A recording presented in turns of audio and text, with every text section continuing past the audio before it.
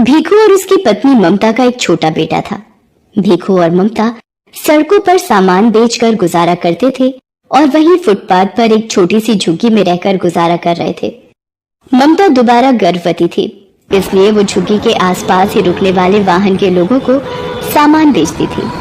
एक दिन ममता पुल वाली लाल बत्ती काफी देर तक रहती है, इस वजह से वहाँ भीड़ भी काफी रहती है। मैं सोच रहा हूँ आज थोड़ी देर वहीं सामान बेचकर आ जाता हूँ। इतनी भीड़ में ध्यान से जाना, लाल बत्ती खत्म होते ही गाड़ियां रफ्तार से दौड़ती हैं। भीखू पुल के नीचे सामान बेचने चला जाता है। ले लीजिए भैया, ये खिलौना आपके बच्चे के लिए, ये गुब्बारा ले लो भैया। हाँ हेलो, ये गुड़िया कितने की दी? 20 रुपए की है साहब। 20 रुपए? 10 रुपए की लगा ले, दे रहा है तो। इतनी देर में लाल बत्ती का सिग्नल खत्म हो जाता है। ले लो साहब, आप 10 रुपए ही दे दो। भीखू 10 रुपए लेकर जैसे ही गाड़ी वाले को गुड़िया पकड़ाकर पलटता है, एक गाड़ी उसे धक्का मार देती है। जैसे ही भीखू नीचे गिरता है, एक और गाड़ी उसे कुचल देती है। भीखू वहीं मर जाता है। भीखू के साथ एक और व्यक्ति जो सामान बेचता था, वो ये दुर्घटना देख लेता है और ममता को बताता है। नहीं, ये नहीं हो सकता। मैं किसके सहारे जीऊंगी? आप मुझे क्यों छोड़ गए सूरज के बापू? बापू आप कहाँ चले गए? बोलो बापू। ममता सूरज के हाथ से भीखू का अंतिम संस्कार करती है। भीखू के देहांत के बाद ममता बिल्कुल अकेली हो गई थी। एक दिन ममता बेटे सूरज और गोद की बच्ची को लेकर दिन भर सड़कों पर गुब्बारे बेचती थी। एक दिन, सूरज तू यहीं सोनी के पास रहना, आज धूप और गर्मी ज्यादा है, इसलिए तुम दोनों यहीं रहना। मैं कुछ गुब्बारे और पेन बेचकर सोनी के लिए दूध और तुम्हारे लिए रोटी ले आऊंगी। ममता गुब्बारे और पेन बेचने चली जाती है। साहब पेन ले लो, 10 रुपए में 5 पेन है। ले लो ना साहब। ले लो बीबी जी, ये गुब्बारा ले लो। आप खरीद लोगी तो मैं बच्चों के लिए कुछ खाने को ले जाऊंगी। ममता बड़ी मुश्किल से कुछ गुब्बारे बेच पाती है और थोड़ा दूध और रोटी बच्चों के लिए खरीद कर लाती है। तभी एक महिला ममता के पास आती है। ममता, कल हमें ये झुग्गियां खाली करनी पड़ेंगी। यहाँ से अब तू भी कहीं और रहने की जगह ढूंढ ले। मैंने तो एक बस्ती में 100 रुपए किराए पर एक झुग्गी ले ली है। बस तुझे ही खबर देने आई थी। हे भगवान, अब अपने दोनों बच्चों को लेकर कहाँ जाऊंगी? अपने बच्चों के रहने के लिए मुझ गरीब का घर कहाँ से लाऊंगी? ममता अपने बच्चों को लेकर एक दुकान के बाहर बैठ जाती है। तभी सामने एक ऑटो रिक्शा पलट जाता है और एक महिला ऑटो रिक्शा से गिर जाती है। ममता भागती हुई महिला के पास जाती है। ओ भैया, कैसे ऑटो रिक्शा चला रहा था? देखकर नहीं चला जाता? जल्दी इन्हें हॉस्पिटल लेकर चलो। ममता उस महिला को संभाले बच्चों के साथ हॉस्पिटल पहुंचती है।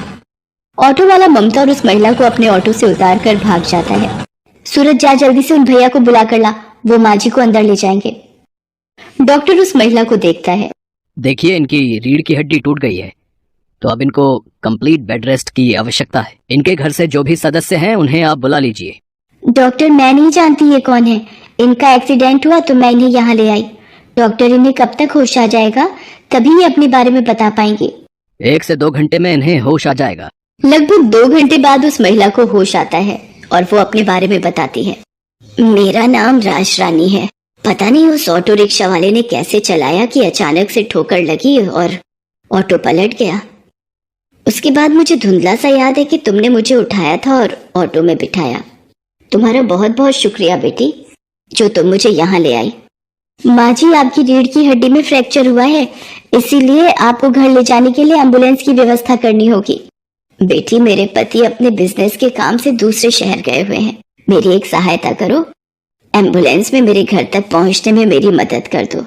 डॉक्टर, मैं बिल अकाउंट से भर दूंगी, आप एक एम्बुलेंस की व्यवस्था करा दीजिए। माँ जी, आप बिल्कुल भी चिंता मत करिए, मैं आपके साथ ही चलूंगी।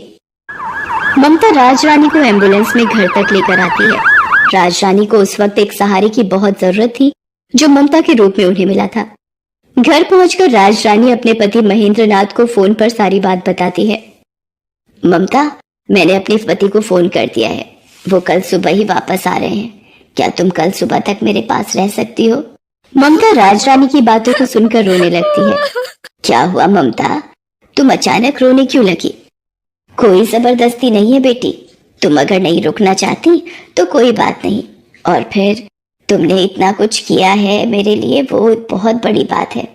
ममता राजरानी को अपने रोने का असली कारण बताती है और अपनी जिंदगी की सारी आपबीती सुनाती है, जिसे सुनकर राजरानी की आंखों में आंसू आ जाते हैं।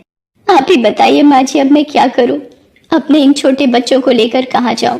चिंता मत करो बेटी, भगवान सब ठीक करेंगे। वहां सामने मेरी रसोई है, तुम वहां जाकर अपने लिए भी भोजन बनाओ, मेरे लिए भी, और इन बच्चों को भी खिलाओ। कब से तुम मेरी वजह से भूखी हो और बच्चे भी तुम्हारे साथ भूखे हैं। माँ जी, पहले आप ये दवाई ले लीजिए और आपको किसी भी चीज की जरूरत हो तो मुझे आवाज लगा देना। ममता राजरानी और सूरज को खाना देती है और सोनी के लिए थोड़ा दूध भी गर्म करती है। अगले दिन जब महेंद्रनाथ वापस आता है तो उसे सारी बात पता चलती है। वो भी ममता का धन्यवाद करते हैं। ममता बेटी, तुमने राजरानी के लिए इतना सब कुछ किया, उसका मैं हमेशा शुक्रगुजार रहूंगा। धीरे धीरे राजरानी की तबीयत में सुधार होने लगता है। ममता राजरानी की बहुत सेवा करती थी। 1 महीने बाद राजरानी बिल्कुल ठीक हो जाती है। माँ जी, अब आप ठीक हो गई हैं तो अब मुझे भी चलना चाहिए। मुझे भी आपके पास रहते इतने दिन हो गए। आपसे इतना प्यार पाकर मैं धन्य हो गई। आपने मेरे बच्चों को इतना प्यार दिया, इतना दुलार दिया, इसके लिए मैं सदैव आपकी आभारी रहूंगी। ममता, सूरज मुझे नानी माँ कहकर बुलाता है। क्या ये बच्चे हमेशा के लिए अपनी नानी माँ के पास नहीं रह सकते? हाँ ममता बेटी, हम दोनों की कोई औलाद नहीं है, पर सूरज और सोनी को देखकर हमारे मन में नाना नानी वाला प्यार उमड़ पड़ा। तुमने राजरानी की माँ जैसे सेवा की है बेटा। हम अपनी बेटी को बेसहारा नहीं भटकने देंगे। ममता की आंखें आंसुओं से भर आती है। बेसहारा को सहारा मिल जाता है। ममता राजरानी के गले लग जाती है। उस दिन के बाद से ममता महेंद्रनाथ के कारोबार में उसका हाथ बटाने लगी और उसने दोनों बच्चों को पढ़ा लिखा कर बच्चों के सपने पूरे किए।